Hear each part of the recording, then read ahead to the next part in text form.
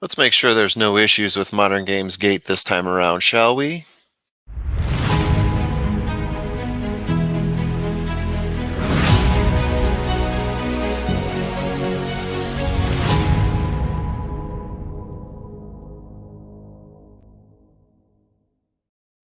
Trust the profits, the formula here, and we are going to go through a preview of Breeders' Cup Mile on turf. It is way early, but we've got a list of horses that is on Horse Racing Nation, the possible field. I'm throwing this out here again. We don't know if this is going to be the final field. Most likely not. These are possibles and probables. We did our best. November 5th is when the race is. We're recording this on October 14th. So we're trying to get this out as early as possible for you guys. It's at Keeneland. It's a G1. It's 8 furlongs long. It is on turf. Jockeys noted here are jockeys that have historically been connected with the horse and are not necessarily the ones that will be riding with the horse on that day, assuming the horse is even entered in the race. Let's get started at the top with Modern Games. Modern Games. 5 races, 2 wins, 1 second, 1 third in 2022, undefeated on American turf. He's only had 2 races, but they've both been extremely impressive. Won the Cup Mile, the Juvenile Cup Mile last year. Hashtag shenanigans. I know, I know. If you had Modern Games, like some of us did, um, yeah, it was just awful seeing what happened, knowing that he won the race and you actually got nothing to show for it. If you had Tis the Bomb, good for you. But no, we don't want to see any sort of gate shenanigans again with Modern Games. Should have paid out on that race because he did won. He also won the Rico Woodbine Mile very recently by 5 1/4 lengths over some pretty stiff competition, including Ivar. Ivar's impressive this year. Three races, 1 win, 2 second places. Always got to consider Ivar, right? One of his second places in that Grade One race I just mentioned came in second place to Modern Games by 5 1/4. Also, the Coolmore, he lost to Annapolis in that one by 1.5 lengths. Third in the BC Mile last year to Space Blues and Smooth Like Straight, who might be seeing coming up soon. How soon? This soon. 3 races for him in 2022, 2 seconds, 1 first. Let me talk about lifetime for Smooth Like Straight.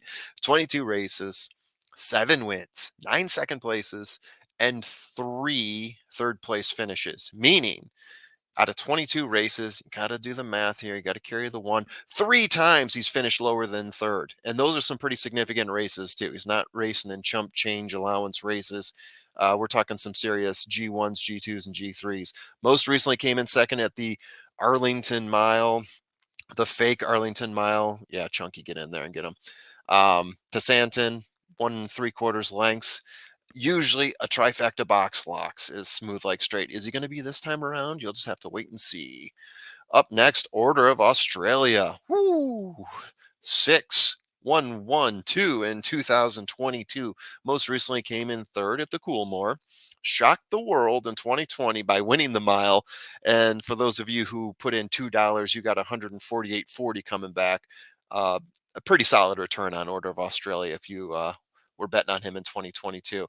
Every year, I look at him. I was thinking he'd place higher for me, but really lacking consistency. Not a real dominator like some of these other horses we talked about.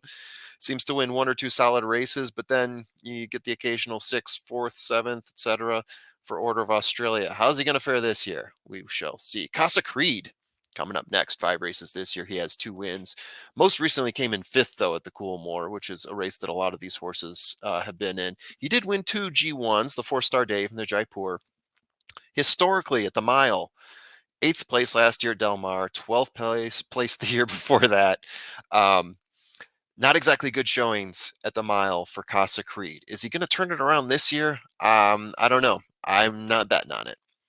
Annapolis. Boom. Annapolis.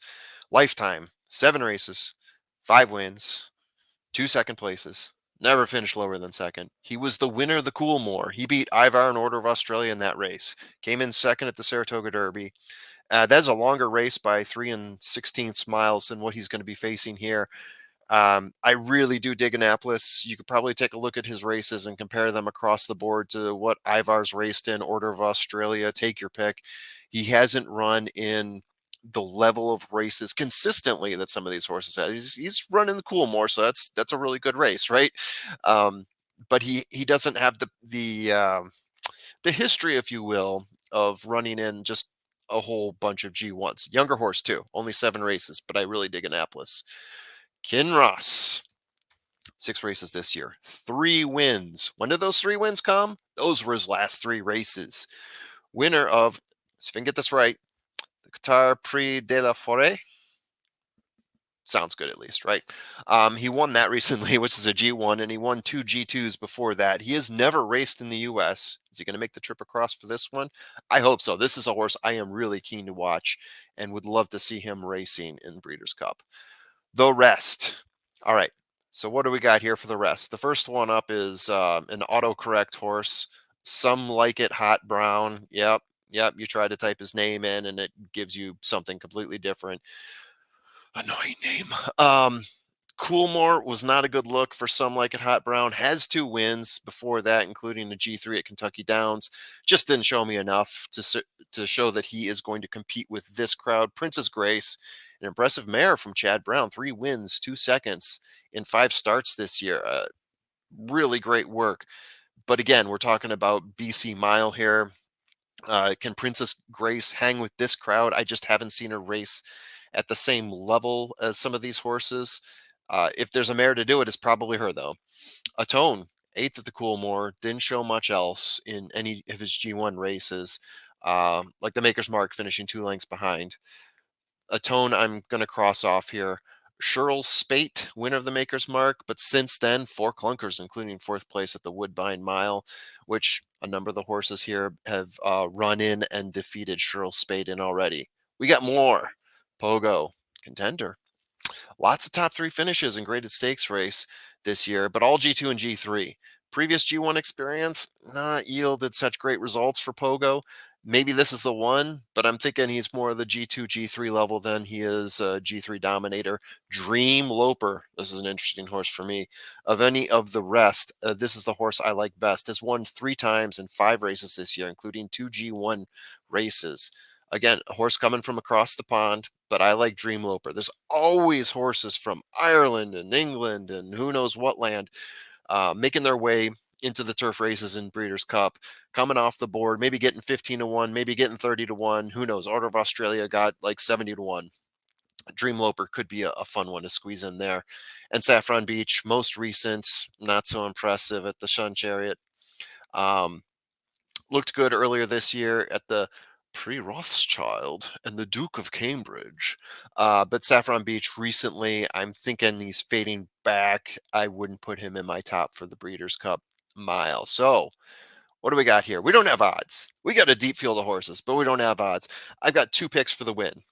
So my pick for the win that I got on top is my value pick, Kinross. I don't know the odds. I'm assuming Kinross is probably not going to get the top odds in this race. Maybe he could. Maybe the odds makers know something I don't. Or maybe I'm assuming I know something they don't.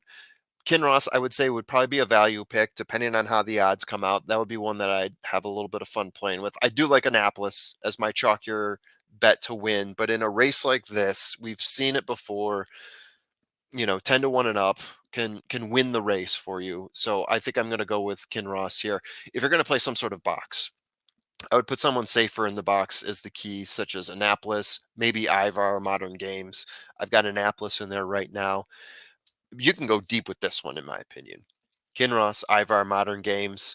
I think Smooth Like Straight gets in there. Dream Loper, if you want to really go deep, throw him in there. We've seen these pay out in 4 digits before at this race, especially if you're going to get a really deep field going 12 or more horses. You could possibly go deep with this one and it would pay out greatly for you. So my strategy here would be don't worry so much about the cost. Get the right horses in there if you feel like you got something. Those are the horses I like right now. And again, we got to wait until this field gets set before we really know what to do. But this is what we've got going. 3 weeks, 4 weeks ahead. It's something to hang on to, something for us to talk about. Please subscribe and hit us up in the comments section. Let me know what you think. Let me know how crazy you think my picks are. Let me know if I'm just completely off in this. We love you out there. Peace.